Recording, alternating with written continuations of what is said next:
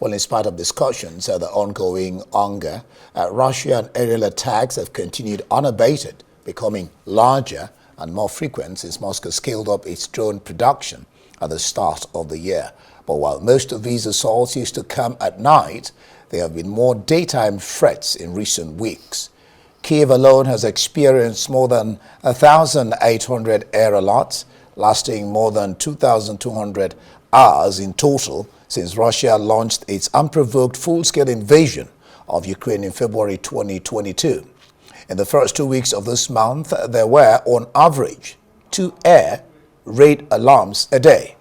Each one of those alerts puts millions of lives on hold, part of Russia's strategy of terrorizing and exhausting Ukraine's civilian population. Well, and for more on this, here is international affairs analyst Dr. Marek Laskiewicz.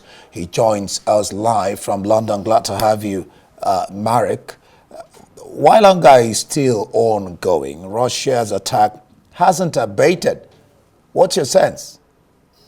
Well, Russia has not abated its attacks because it is still attacking Ukraine. It has not received the peace treaty it had hoped for, whereby its occupied land would become de facto, not just de facto, but de jure also its, and so it's carrying on its attacks. And these will carry on for some time, as indeed President Donald Trump suggested. All right, Zelensky says the world moves too slowly to protect itself. We must use everything we have to stop Russia now. It depends on you. While he was addressing the hunger, peace depends on all of us. Please speak out. Join us in defending international law. Well, not everybody agrees with him. China, India, and his other semi-allies, including, of course, his now full ally of North Korea, simply don't agree. The fact of the matter is that there are always different viewpoints. On the whole, certainly the West, on the whole, agrees with President Zelensky, and the West would like to see Russia stopped. But that is not what other people see. So therefore, this address, like so many of his addresses, is of course full of points. But unfortunately, reality is that Russia cannot be controlled by the UN, which is impotent. And the other nations are half-hearted, apart from a few in Europe, to supporting him. And so therefore, this is really an opportunity for him to drum up more support. You've just mentioned it, you're taking it out of my mouth. So where does this leave the UN?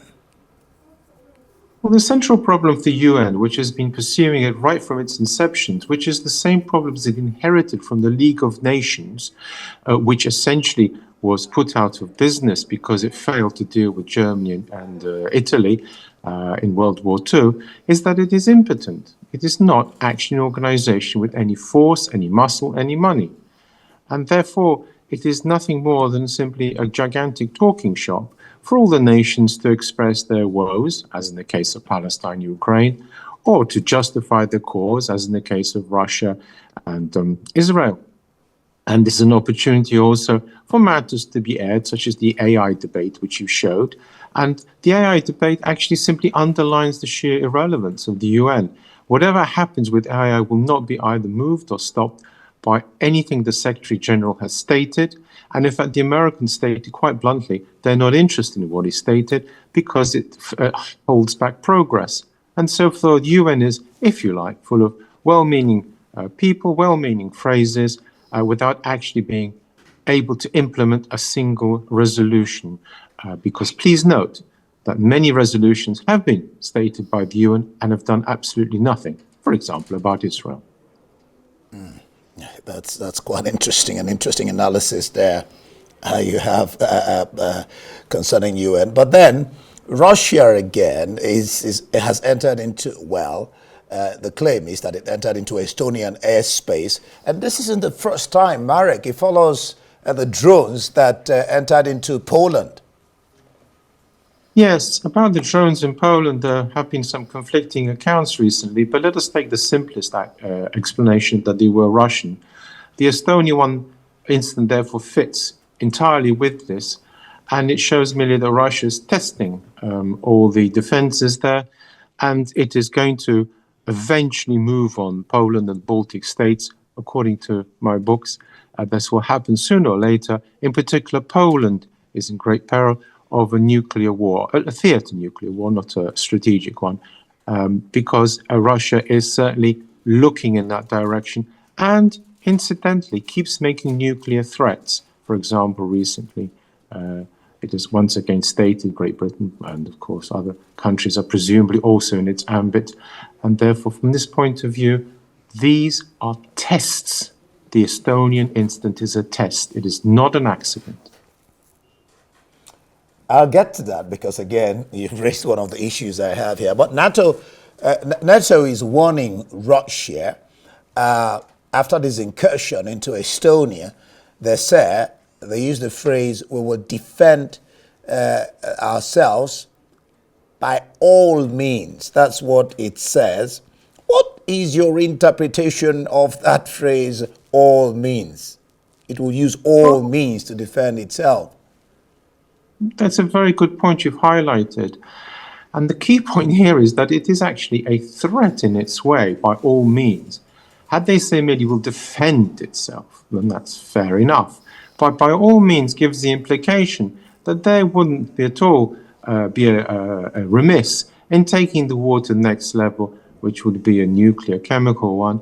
And it's this sort of, if you like, loose talk in its way by the West, not just by NATO. Poland, for example, was characterized by its constant denunciations of the Russians for the past 3 or so years. And it's this sort of talk which doesn't help the situation. It doesn't calm it down. And the implication here is, of course, that NATO will fight. Good, but the implication will fight without restraint. That's what the by all means means. And that is absolutely the opposite idea of the mutually assured destruction doctrine, which said that there should be, if you like, merely on equal terms, that if Russia does this sort of incident, the NATO can defend itself, but only in conventional weapons and goes no further. And unfortunately, this has been missing in this war, which adds incidentally to Russian nerves, as does the strange comment by President Donald Trump that Ukraine can not just win the war and clear the Russians out, but go further. What was that supposed to mean? Again, it is a quite needless, pointless threat. Now, Trump has asked Europe to shoot down any drone or airplane that enters its space, reacting to all these incursions that enters Europe's space. What's your sense of what Trump is saying? Unfortunately, there is a problem here. There is a well-known saying by the Americans speaking to the Europeans. It's not a real story, it's a joke, but like all good jokes, it has a very strong point in it. And the joke goes, the Americans say to the Europeans, we fought World War I in Europe, we fought World War II in Europe, and if you dummies let us, we'll fight World War III in Europe. So it's all very well for President Donald Trump saying, shoot down anything that comes in from Russia. It's no skin off his nose, is it? And that's the problem. He is, in fact, inciting Europe to take it a stage further when Europe lacks the arms, especially nuclear ones, to cope. And therefore, quite what is this game? It's the same thing as he said to Ukraine, can go further. At the end of the day, if America's not prepared to do anything except sell arms, great. I mean, it's got to pay for them, and that's just half the problem. Then, in which case, if it's just prepared to sell arms, then it's just no place in, if you like, exacerbating already tense situation by egging on Europe. Interesting. And NATO members are actually questioning Trump's commitment to their defense in this case of Russian attack. Well, the point to remember here is that the NATO treaty is not what it's stated to be. Over and over in the media, it is said attack on one is an attack on us all, echoing the Three Musketeers, of course.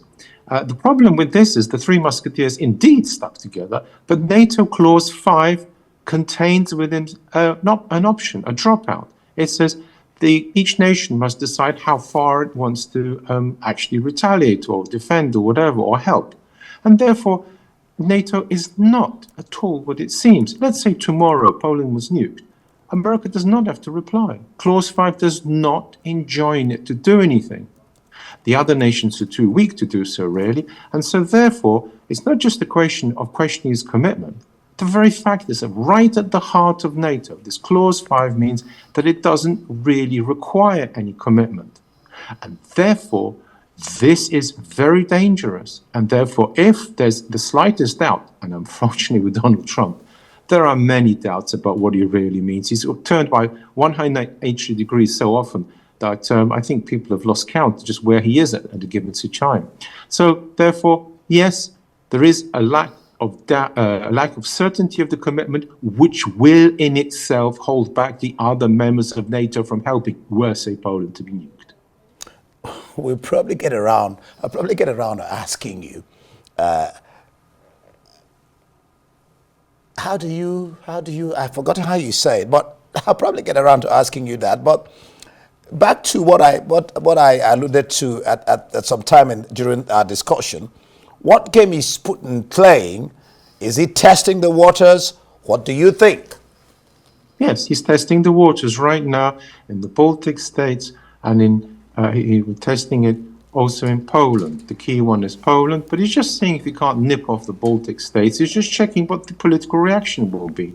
And the political reaction is kind of vague, isn't it? The Secretary General makes that threat, but no one else has spoken up all that much. He's just testing the political reaction. For example, when there was the case of seeing the President Lech Kaczynski, who was murdered, according to my analysis and that of others, at the air crash in Smolensk, just prior to that, there was an assassination attempt on him, which was poo-pooed by members of his opposition on the basis it was not a real attempt. And nor was it, but that was the point. The point of this probing is to see the political reaction, especially of America. That's the key one. And that's why he's going to keep testing Putin every so often, just to see what the situation is.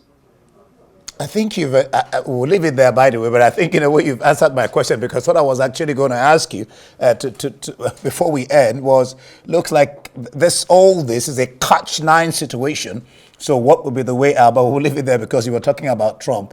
That looks like everything depends on him or America. Thank you so much, Dr. Marek Laskiewicz.